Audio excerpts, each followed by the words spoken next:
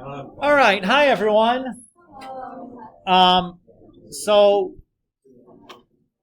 I think last time we had finished up the content for chapter 1. So we have the chapter 1 test coming Tuesday next week.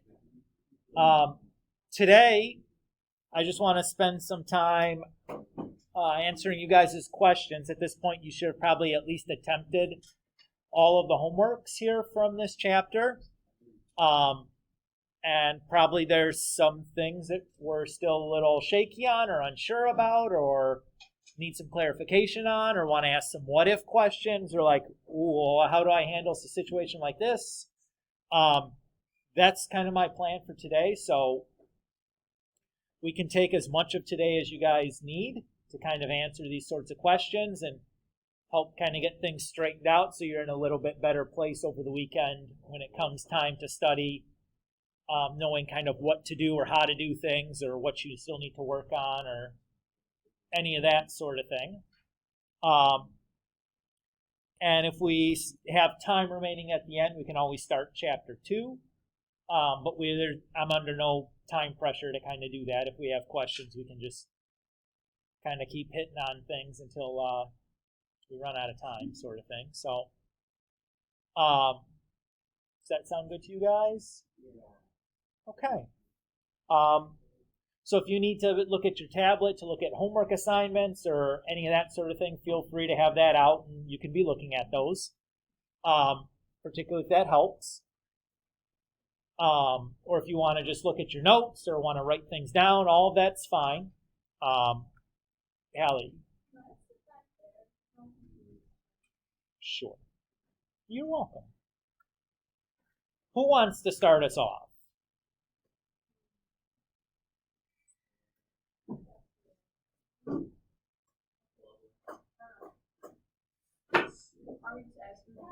Yeah, you can ask super specific questions, or you can ask general things, or kind of in between, or what ifs, or whatever. You know, it can be like number 7 from homework 5, or whatever. It doesn't, you can do super specific or whatever. 2 from the review. I like how the question is there. Okay.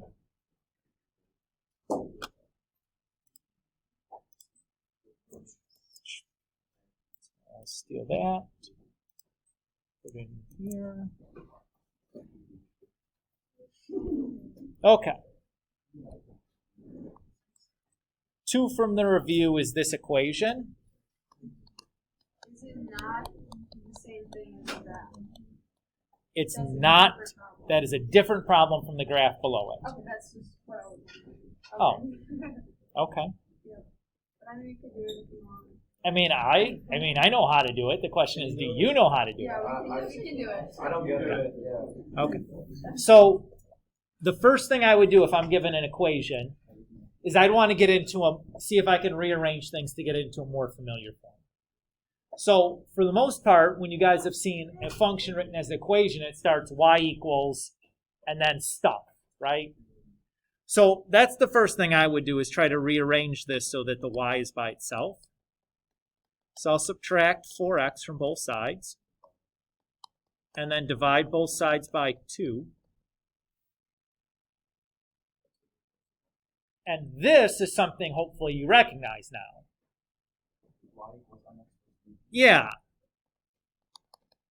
So if we were to talk about what the graph of that looks like, what is the graph of that going to look like?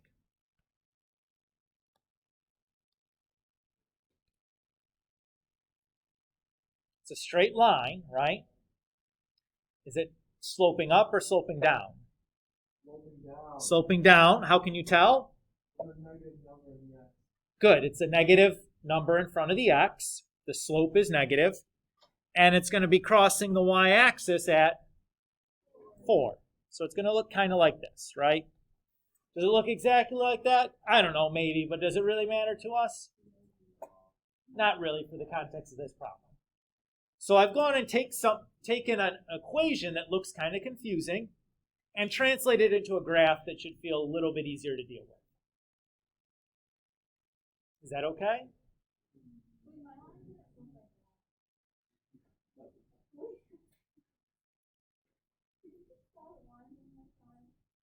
So all we observed was that the slope was negative, so it should be going down. And then the y-intercept is 4, so it should be crossing the y-axis somewhere up there, right?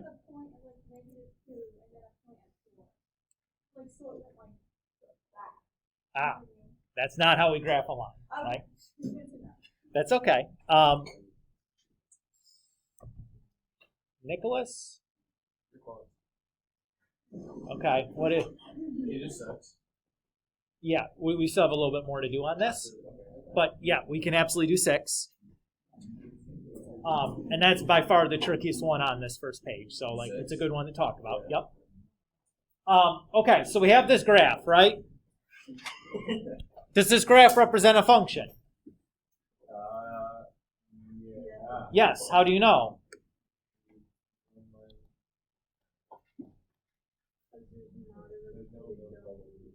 Okay, sure. You could say not a repeated domain. Yeah, you could say it passes a vertical line test.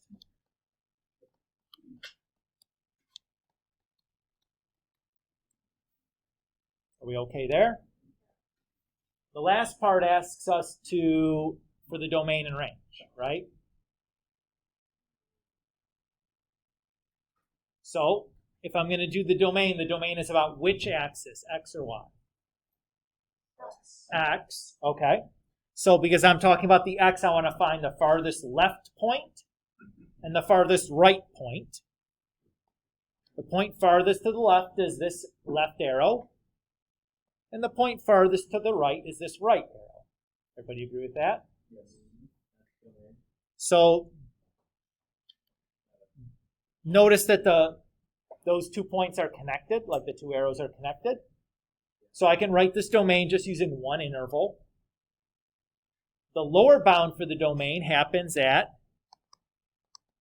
negative infinity, right, the x coordinate. And the upper bound happens at positive infinity. Again, the x coordinate at the other point. No.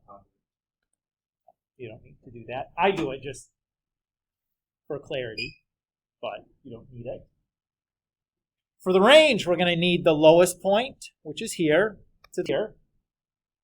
Because the range is about the y-coordinate. The lower bound is negative infinity. And the upper bound is positive infinity. So there's our range.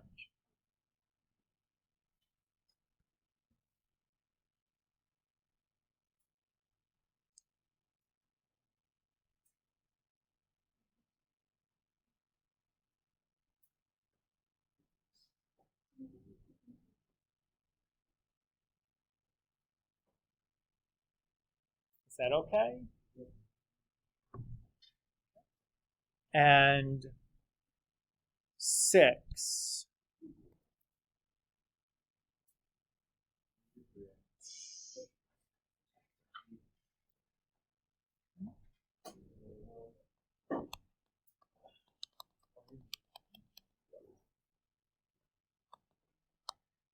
So when you said close, when I said Nicholas, I wasn't close at all. Yeah, I appreciate that. I was just kidding, sorry. Definitely messing with me while I'm trying to learn the names is an effective way to help me learn the names. Sorry. So. What's close to Nicholas? It's like a brain tactic, so now that you'll never forget it. Oh, right. I had 1 year I had a pair of twins in class, and I had trouble with the names, telling them apart, because they're like identical twins. And to compound the difficulty, there's another girl in class that would always tell me I was wrong, no matter what name I said for the person. And it got, so I could, by the end of the year, I was worse off than at the start. So even if you got it right, so you say right. Yeah. Though I say intentionally messing with me. Yeah. It's a good brain tactic. This always calls me Kate. Well, I don't. No. So I don't have a. All right. Let's do 6. So if I look at 6, what's the issue there? The plus or minus, right? So here's the trick. I'm going to translate this into a graph.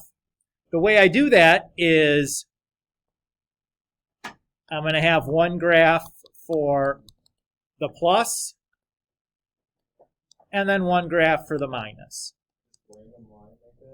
Well, what's the equation? It's y equals mx plus b. The slope is positive and the y-intercept is 1. And then the slope is still positive and the y-intercept is negative 1. Right? So they're not random per se.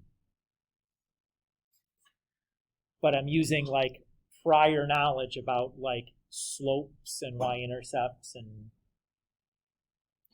what the line looks like. I'm not actually plotting points because the specific points don't really matter to us.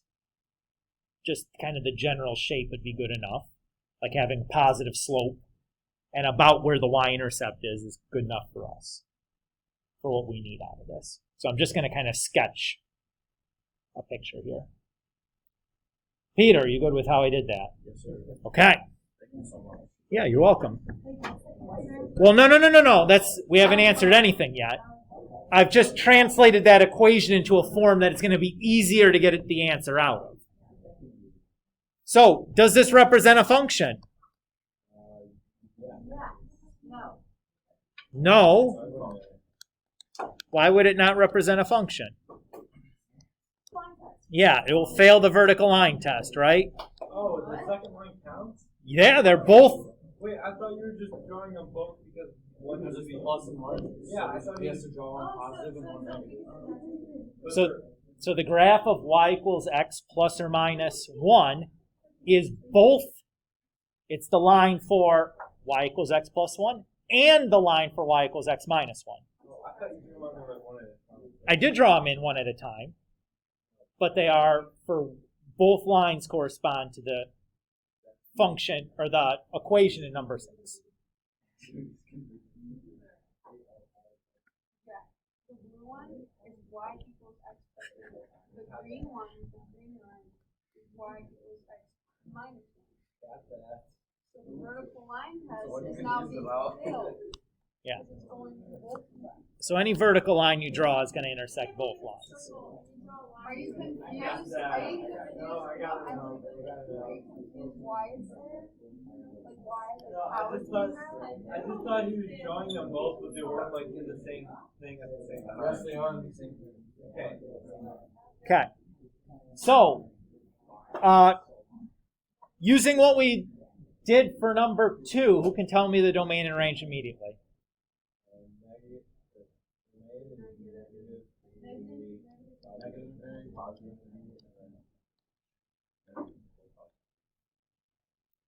Right? If the domain for and range is negative infinity to positive infinity for a single line, does adding a second line, is that possibly change the domain or range?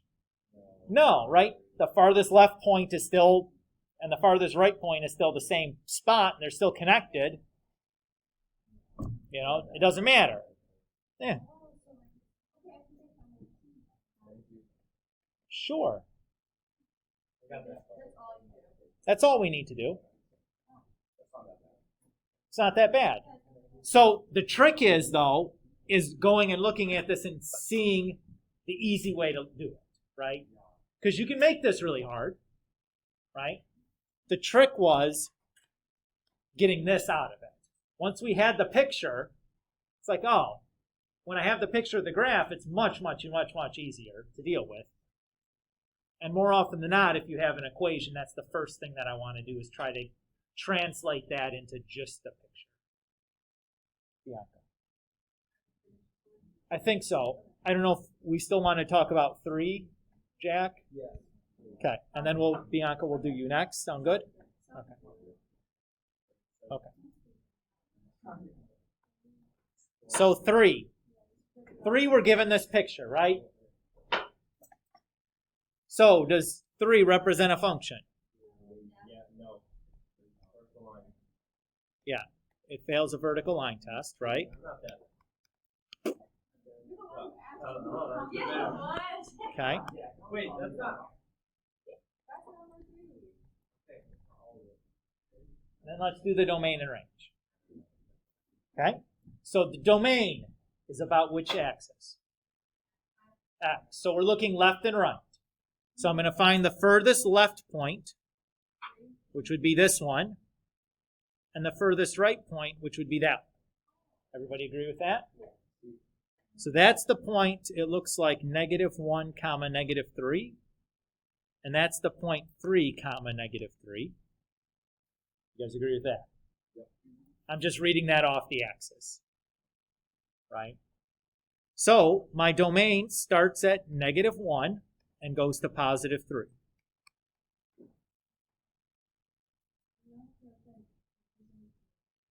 Nope. Because how many numbers are in between those? Infinitely many. Because it's a connected line. So you have like -0.9999, -0.9998, -0.9997. All of those x's get used in between, so we can't list them all. Stefan. It's just Stefan. Stefan. Yeah. I mean, it does sound cool. If you want to call me Stefan, go for it. I probably will once more at least. So. It's better than Steven. Okay, so what was my question? So how did we choose those two points? So I found the point on the curve that's furthest to the left, and then furthest to the right. Okay, So the domain is about the x-axis, which is left and right. So I'm finding the furthest left and then the furthest right. Okay. Question here now becomes, do I need brackets or parentheses on this? Do I have a point that uses the x-coordinate -1? So that needs a bracket then. Do I have a point that uses the x-coordinate +3? That needs a bracket. It does not need the curly brackets or the curly around them. Yeah, we don't need those. They are hard to draw. I have a lot of practice. All right, let's do the range now. The range is about which axis? The y. So y is up and down, so I need the lowest point and then the highest point. The lowest point looks like 1, -5, and the highest point looks like 1, -1. I'm just reading those off the axes. So we start at -5 and we go up to -1. Everybody okay there? Should I use a bracket or parenthesis? Bracket for each. Why? We have points that use those y coordinates. Oh, okay. So only when it's not a function when you use brackets. No, you can use brackets for a function. So the bracket has to do whether there's actually a point that uses that value for that specific x or y coordinate. Oh, okay. So for example, you could have something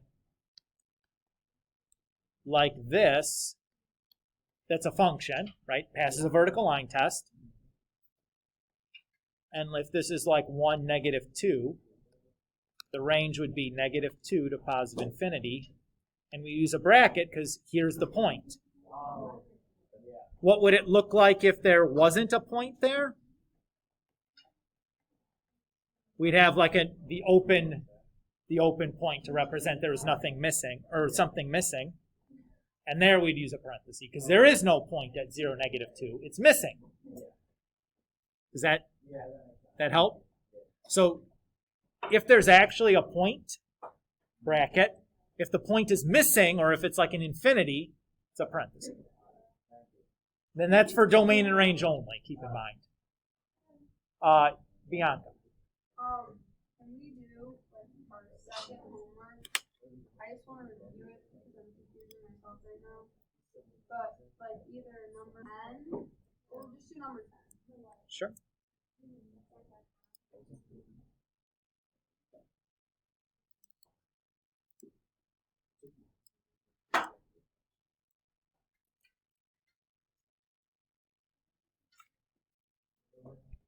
Okay, homework to number 10. Is that weird or something? So we're talking about this graph here then, right? Okay. So is this a function? No. No. Why not? Right?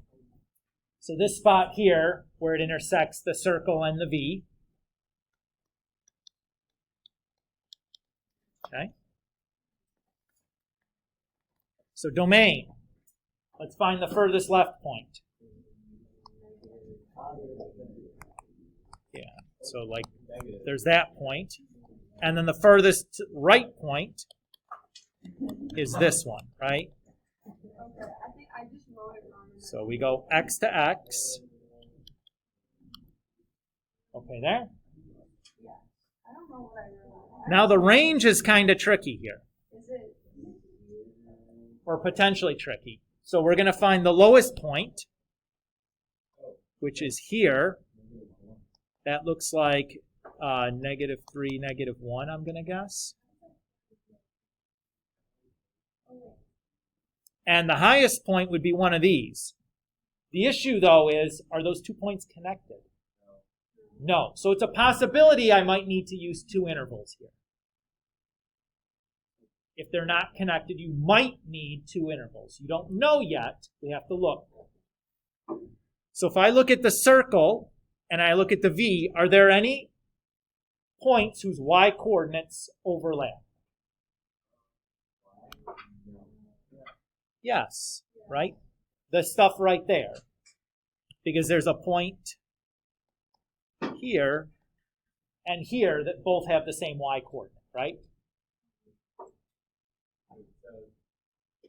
Like the top of that circle is like, has the y coordinate 1, and there's a spot in the V that also has a y coordinate 1, right? Oh, So you have some y coordinates that are shared between the circle and the V. Do you guys see that visually? yeah. So you could, there's some horizontal line you can draw that hits both parts. Do that all the way up, right? Well, we can't do that all the way up because eventually the circle, you can't stop having points that are in the circle, right? Like if I pick y equals 4, there's nothing on the circle that has y coordinate 4. Now, why is the overlapping important? Because it basically means that we can treat it as connected. Okay? So if the two overlap in some way, if some of their ordered pairs overlap, we can treat it as a single thing. So we can really treat this as -3 to positive infinity. Now, should the -3 get a bracket or parenthesis? Very good. That is correct. So, almost, always. So a situation where it wouldn't was like this one that I gave to Stefan a second ago, where we have like an open. Stefan, I did it again. It wasn't even, it was the next time I couldn't even get it. So this would be a situation where I would need a parenthesis. So the one next to it, 6. What's the range of that? So over here,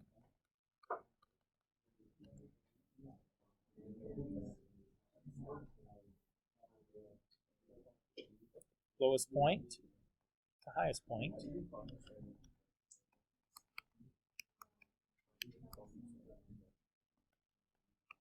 Oh, okay. Y to Y. Oh, yeah. Okay. I don't know.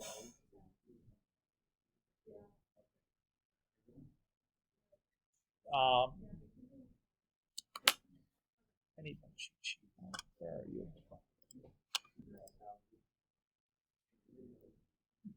So Alexis, were you okay with? Okay. Yeah, no problem. These are good questions, guys. These like very specific, like what if this, and like, oh, when do I need to use this versus that? Like, is there a set criteria? Is it always this way? Is it not all? Like, those are important questions. That's the right kind of thing to be asking for and the right kind of thing to be looking for. Mathematics gets really hard if we try to memorize like just a bunch of set of answers. What you're looking for is like a general rule that you can apply. That's the way you really want to try to think about things. Andrew. Yeah. Sure.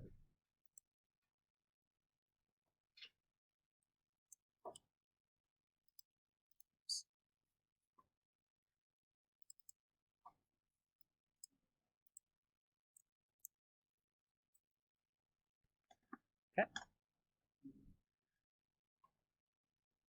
So here we're asked for a bunch of stuff. So domain, we start by finding the point furthest to the left,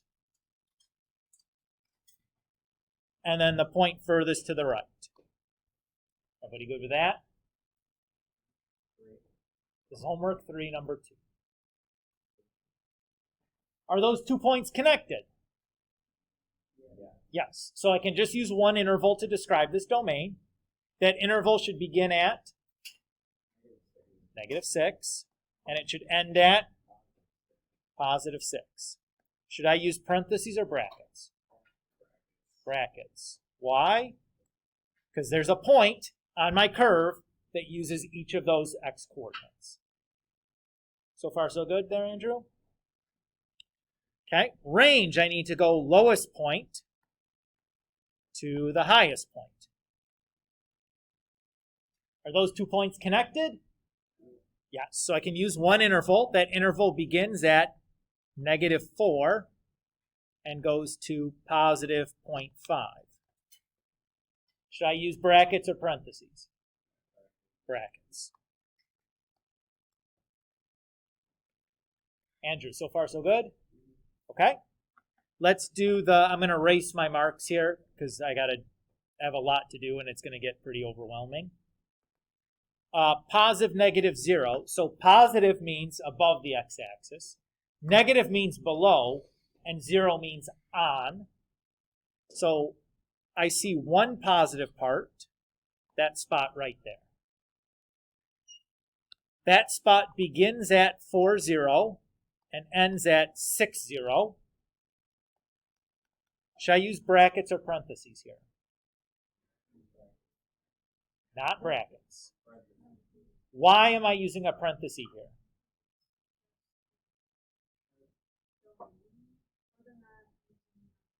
Where is the point 4, 0 located? It's on the x-axis. Does that mean it's positive?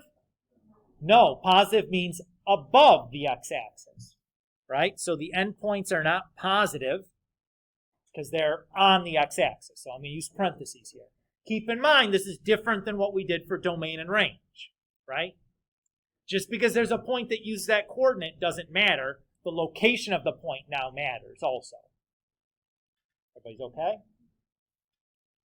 Okay. How many negative parts do we see? It's a little bit tricky. There's actually 2. So you'd think that, oh, this is all just one negative piece, right?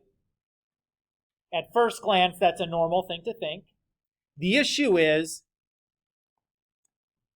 at this point right here, it's not negative, right? It's actually a 0 because it's on the x-axis, it's not below. So it's actually broken into 2 pieces there. That's sneaky. This first negative piece starts at -6 and goes to 0. Should I use parentheses or brackets? I should use a bracket on the -6 because that point is below. But I should use a parenthesis on the 0 because that point is on the x-axis. And then we'll do that union symbol. My next interval starts at 0 and goes to 4 And both of those get parentheses because both of those are on the x-axis. Andrew, you okay so far?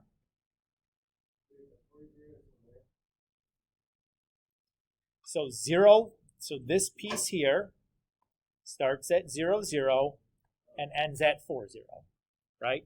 So that's the 0, 4 at the end. That's what you're asking? Okay. And then the last part here, we need the 0 parts. Well, there's 1, 2, 3 places where the graph is 0, where it's on the x-axis.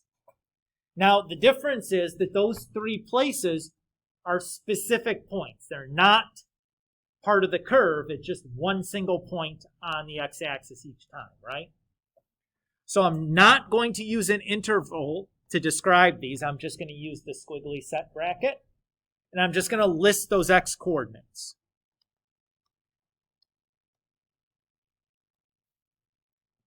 So that notation means specifically 0, specifically 4, specifically 6. It does not mean everything in between 0 and 4, and then everything in between 4 and 6. That's what the intervals mean. With the squiggly bracket, those are specific values only. The parentheses and bracket means everything in between those. Okay? So just to clarify that. I'm going to erase all my marks again and do the next one for increasing, decreasing, and constant.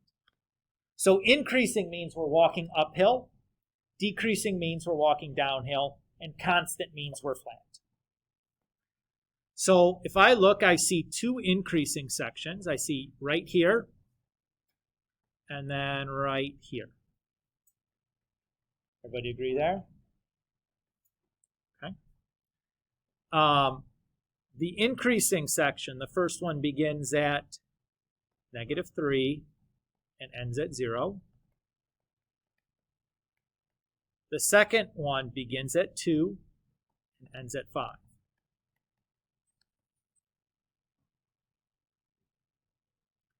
How many decreasing sections do we see?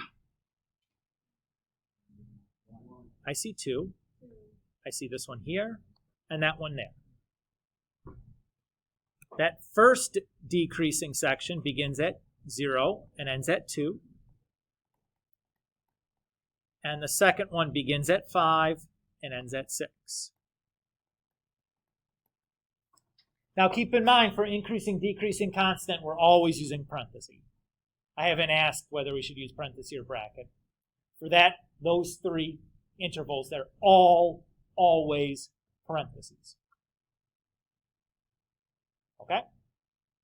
Constant. Yeah, we have one constant section here that begins at -6 and ends at -3. Now, I missed something when I first looked at this graph that actually makes a big difference. How many of us saw that there was actually a point missing here? I didn't until just a second ago. We did this, I think, last period, and I missed it completely.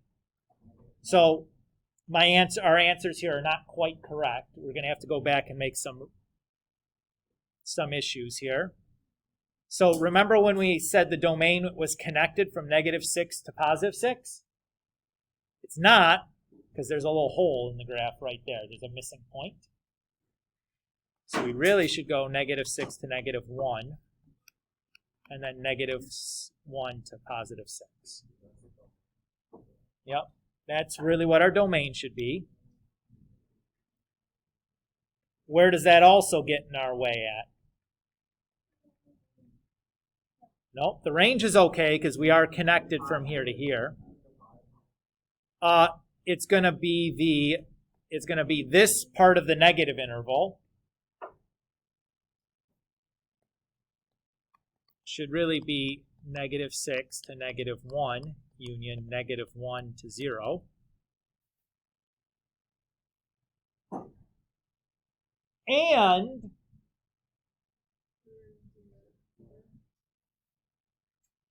And this increasing section here should go -3 to -1 union -1 to 0.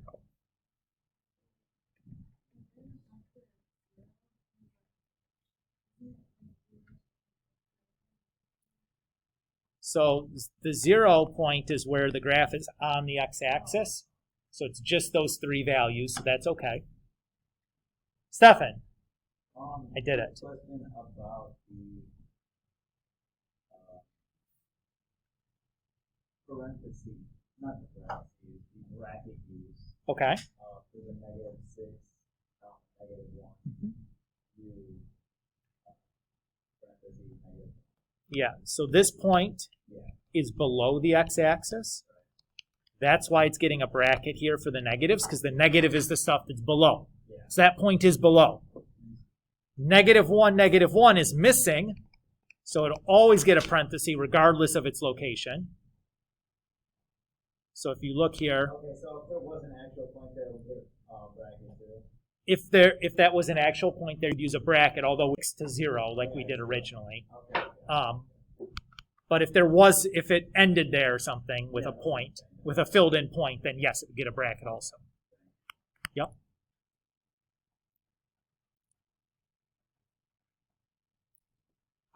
Okay. Sorry that I made a little bit of a mess out of that by missing that. Or not seeing that at first glance. You figure I wrote these problems, I should remember that, but clearly I didn't. Hallie, you have a question? Yeah, I think we're done with this one. Andrew, are you happy? Yeah, no problem.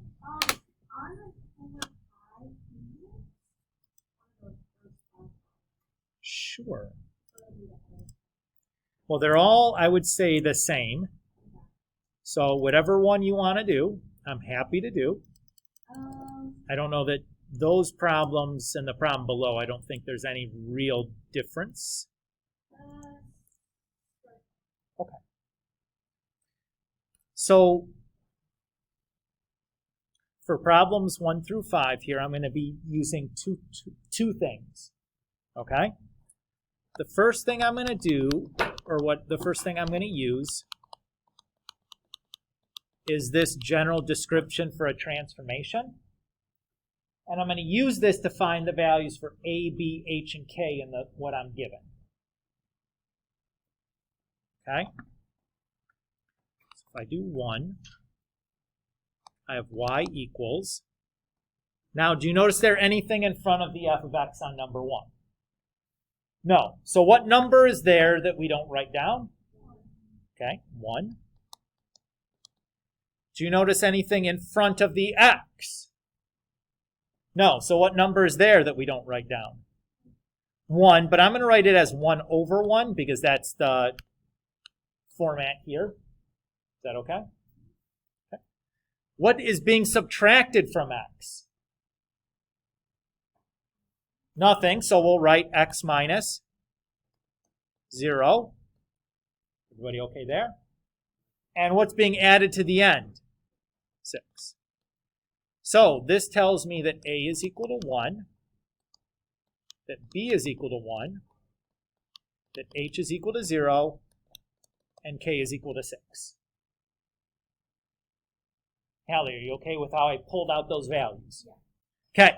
Now that I have those values, I'm going to use that list of criteria that we gave you guys in the notes. So if I go back to the previous notes, I'm going to be using this list. No.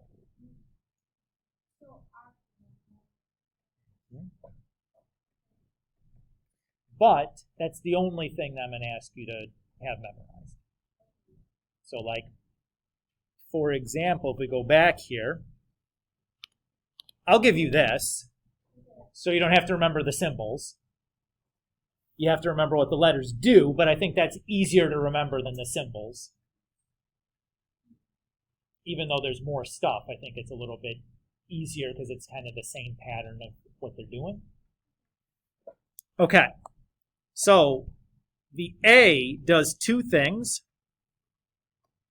Since A is positive, we have no reflection. Now, because nothing is happening, because you're having no reflection, you don't really need to list this for me. I'm going to list this in the when we're doing this, just so you can see all 6 things that I'm checking. But on the test or whatever, if you only tell me the things that are happening, I'm happy with that. And I'll highlight that here at the end. The other thing with the A we have to check is its magnitude. Since the magnitude is 1, there's no vertical dilation either. So nothing. Our B value is 1. Since that's positive, we have no reflection on the y-axis. And then I have to check the magnitude of B. Since the magnitude of B is 1, we also have no horizontal dilation.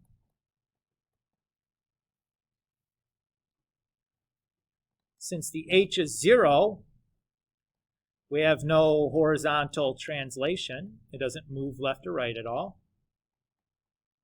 And since K is positive, we know we're going to go up 6 units.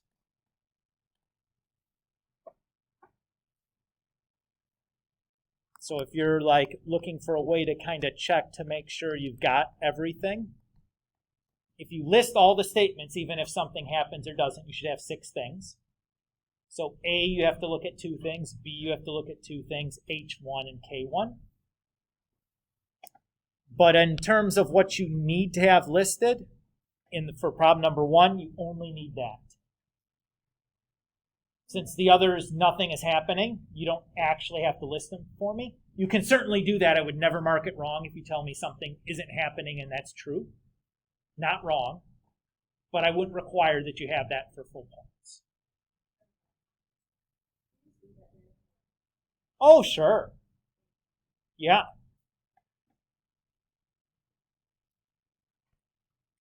So just to kind of sum up, the A does a reflection across the X, yes or no, and then a vertical dilation, either stretching or shrink.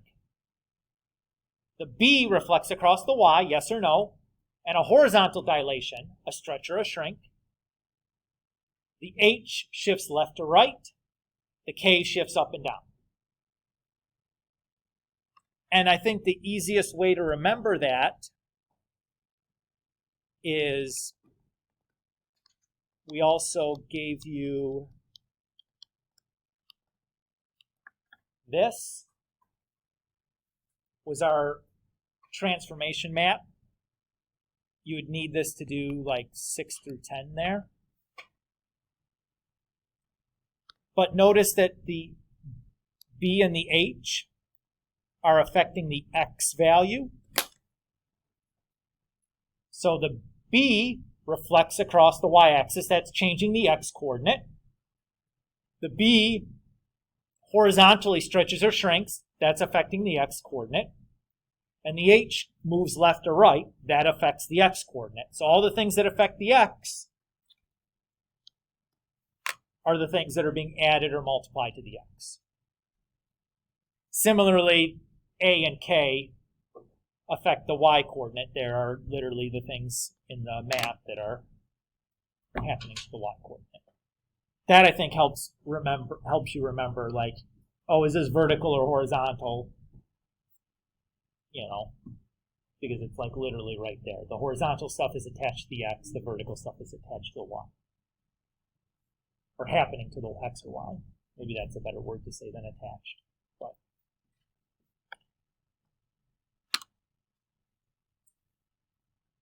and I haven't moved it, I've just been talking, right? And that's okay? Okay. You're welcome. Bianca? I just have a question. Okay. When you say write the end behavior, what does that mean? Okay. Do you want to do one? Like from 4? I mean, I did the problem. I just don't know what like the end. It's like number 10 on the review. Oh, you want to do number 10 on the review? That's fine.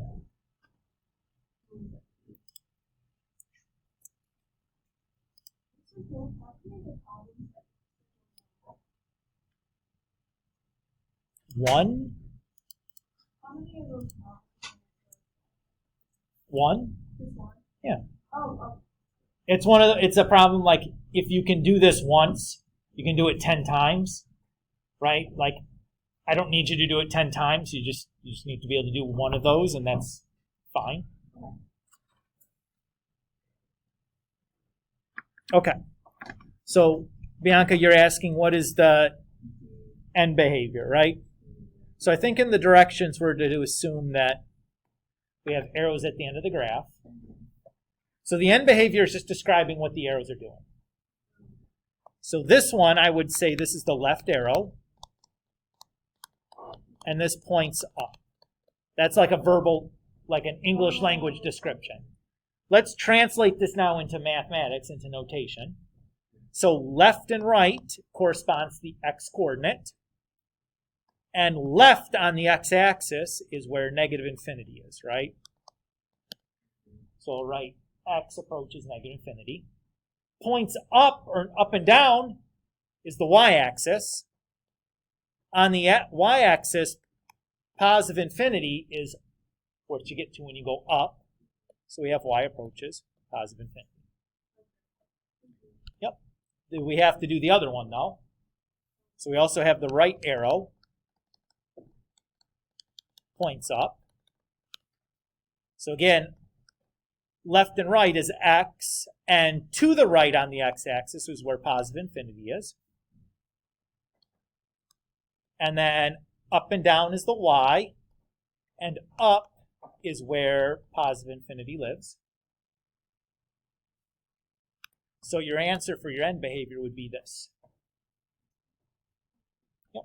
And again, especially for like the first time kids or students are seeing this, I think it helps to write it in words and then translate it into symbols, then just go straight to the symbols. Now, if you're comfortable going straight to symbols, you can do that. But if you're still like, you're like, oh, what are the symbols mean again? Like, write it in words, and it's so much easier to get the symbols right when you think about it a little bit, because I think they match up pretty well with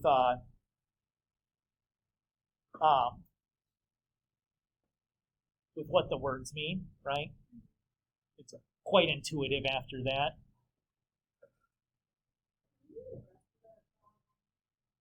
The intervals and stuff?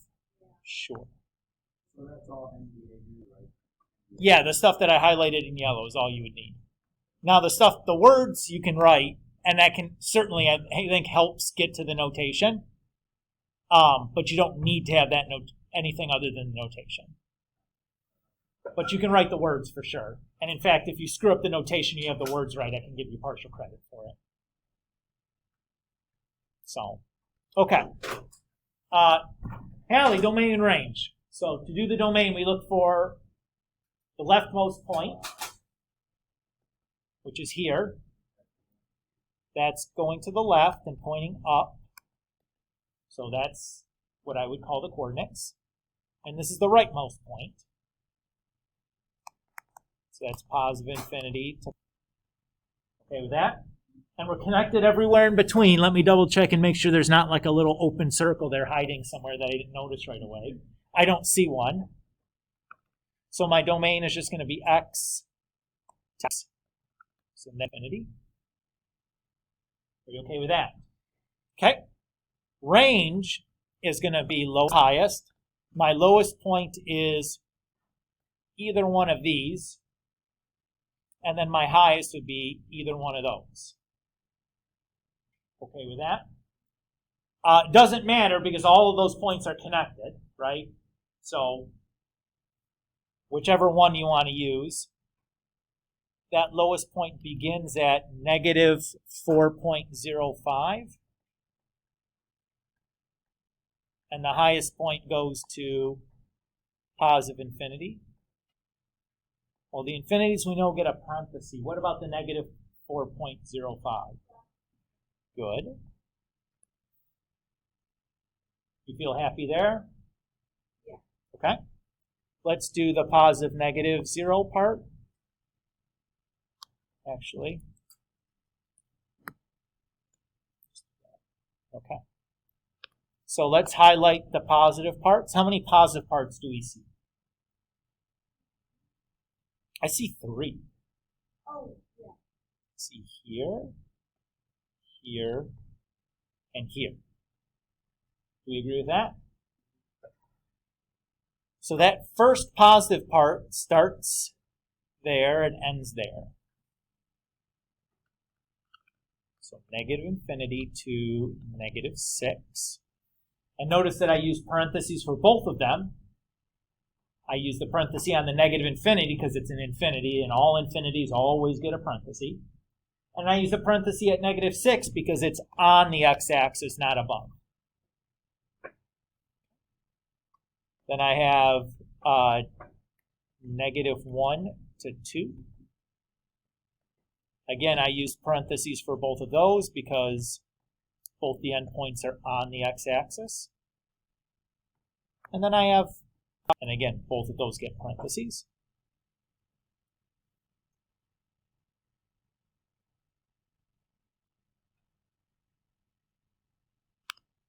Okay with that? How many negative sections do we see? 2. Good. I have this one and this one. It begins at negative 6 and ends at negative 1. We'll use parentheses for both of those because, again, those points are on the x-axis, not below. My second negative section begins at 2 and ends at 5. And again, parentheses for both of those. How many 0 sections do we see on this graph? 4. So here, here, here, and here. Each of those are distinct points. We're going to use the squiggly brackets and just list the x-coordinates for each of those 4 points. So negative 6, negative 1, positive 2, positive 5.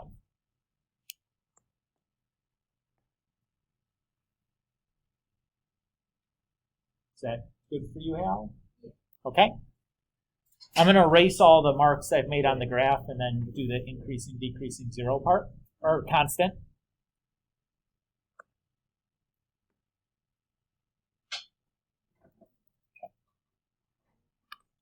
How many increasing parts do you guys see? Sure. Where did you get the 6? That negative 6? 0? Oh, I just misread it. That should be a 4, huh? Thank you. So that should be a negative 4 there. That should be a negative 4 there. And that should be a negative 4 there. Thank you.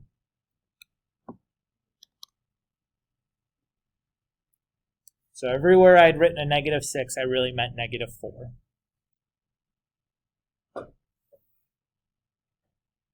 Okay. Increasing pieces. How many increasing parts do you guys see? 2. You see this section there and that section there. So this section begins at negative 2.85 and goes all the way to 0.5. And increasing, decreasing constants always get parentheses, so I don't have to think too hard about that. And the other section begins at 3.85 and goes all the way to positive infinity.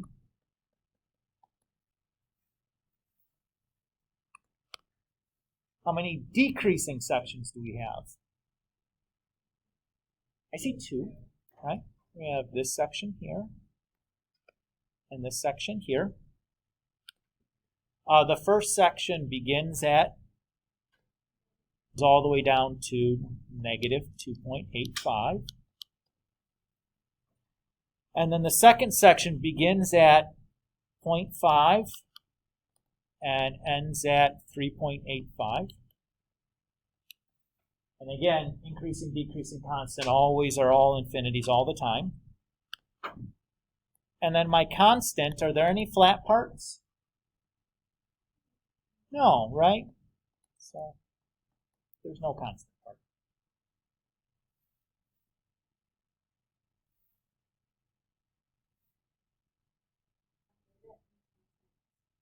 Does that feel okay? Good. You're welcome. Again, it's one of these that, like, it's not hard to do it. Like, you can identify the parts with your eyes usually pretty easily. Usually the hard part is making sure we have the notation squared away, right? Because it's a new thing to write in like this symbolic language that I'm asking you to use. So it's a little bit like your language class where it's learning to write Spanish and you have all these different rules that you don't really remember all the time about, like, you know, like, how do I conjugate this verb and, like, what should be the L or la in front of it, and that you got to kind of sort through and get used to. But once you've gotten used to it and kind of found the patterns, it's easy, right? Like if you were in Spanish 6 and then you went back to Spanish 1, it'd be like, but when you're in Spanish 1, it doesn't feel like all the time, right? So it just takes some time. You just need some experience with it, but it should feel like it's getting easier, or at least more clear, like when to do and what to do and like why I'm doing things. Even if you make mistakes along the way, that's okay. Stefan. I have a question about using. Okay. Okay, so how do you get to actual graphing and tracking?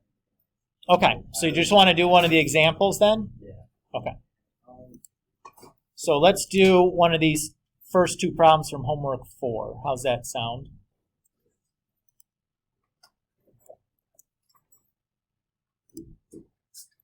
And after this question, I'll take a minute and kind of talk about what to expect for the test format. And then if there's time for any more questions, we'll cope with those after that. Sound good? Because we're getting close, and this going through the calculator is not well, it's quick when you know how to do it, but when we're explaining how to do it again, it's not that fast. Yep.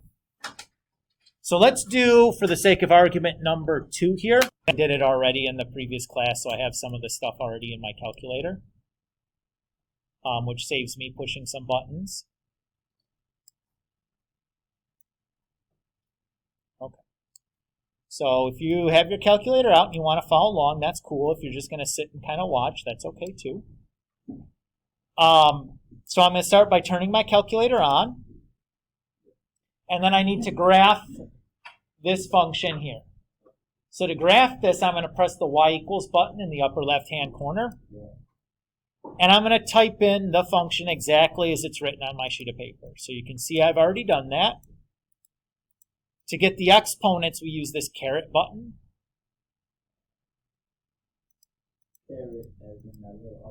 Yep. Right above the division symbol. I don't know. That's just what they decide to call that symbol.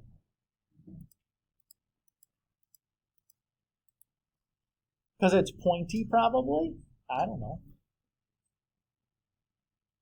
Okay, so take a minute and type that in if you're following along. But if you scroll through mine, you can see that I have the whole thing typed in there already.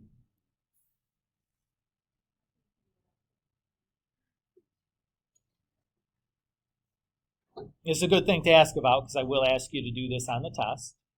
Use your calculator to do this, so good thing to review.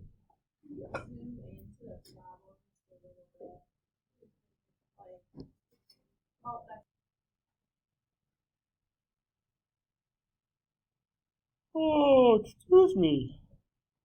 Got a case of the sleepies.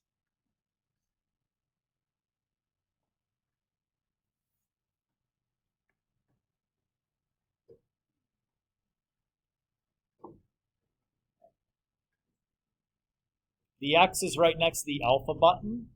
So you see the green button there? Right next to that is the X button. Uh-huh.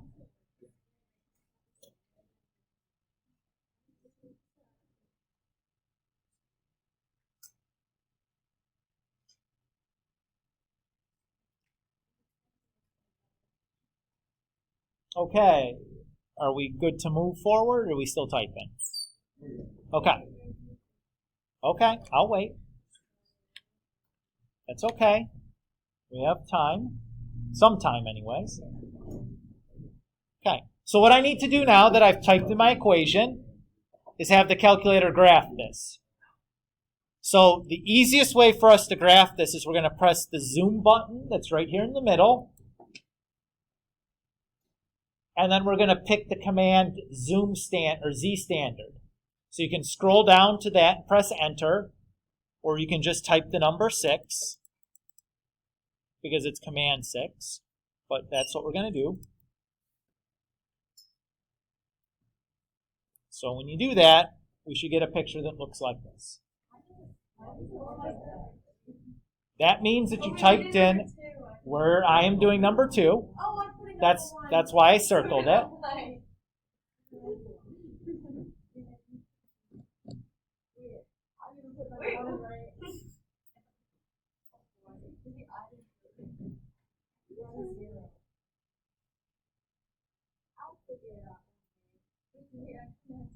I don't know.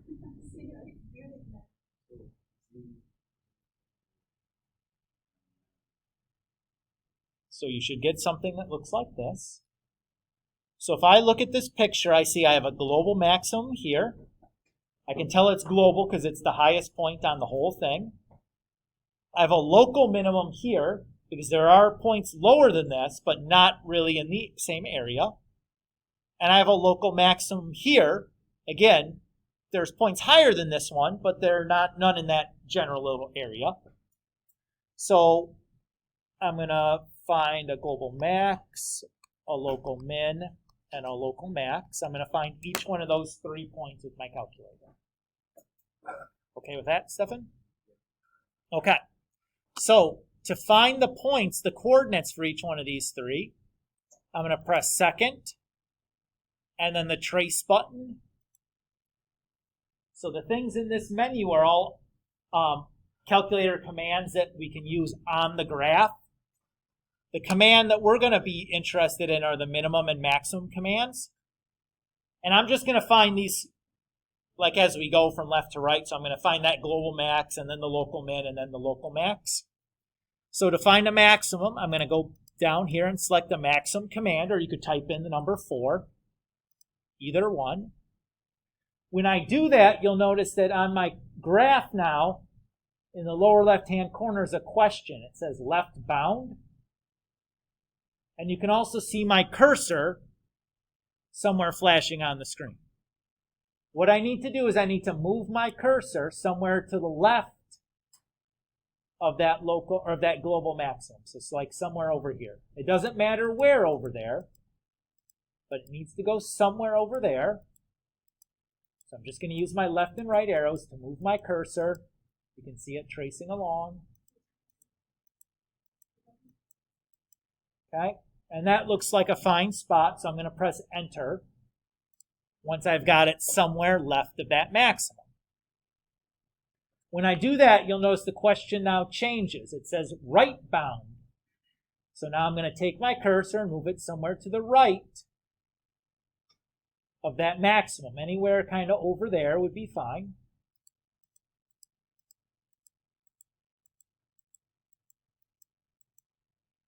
So that looks good. And then I'll press enter again. Now the question changes for the last time. It says guess. I would just, wherever I'm at, I would just use as my guess. It doesn't really make a difference. So the maximum there is negative 3.65. Well, let's round to 3 decimal places. Negative 353, comma, howdy. It's okay, how are you? And then the y is 5.531. Yes.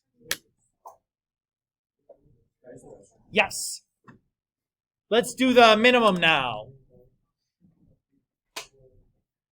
So I'm going to press second and trace. And this time I'm going to select the minimum.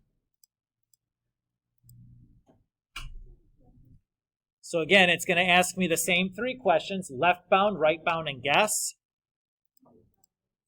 So left bound anywhere kind of on here would be good. So where I'm at is fine. I'll press enter. Right bound is going to be like anywhere over here. So I'll move over there.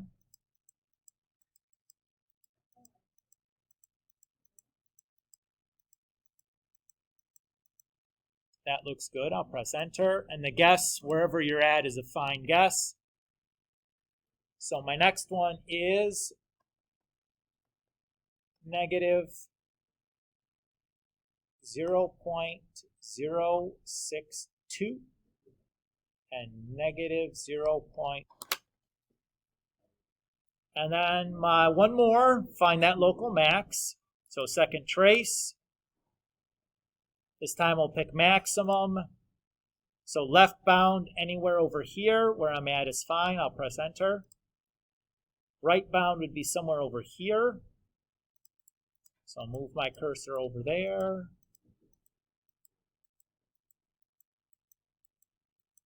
That looks good. Guess where I'm at. And I got my last point, 2.215, comma 1.106.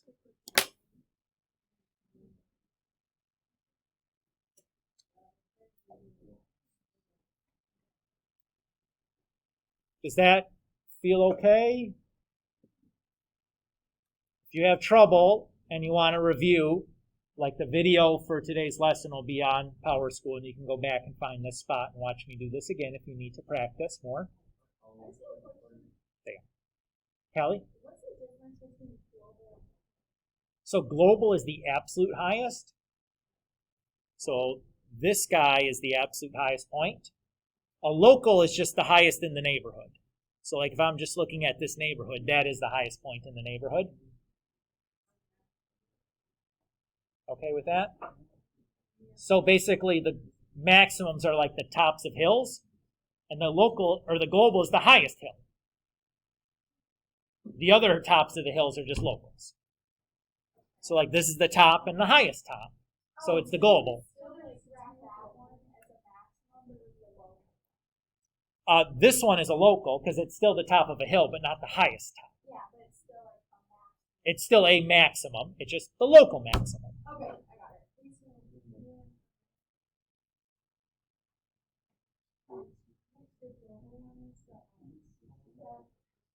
Is the highest of the highs. The local is just a relative high. And then the same thing with the minima, right? The global is the lowest of the low spots.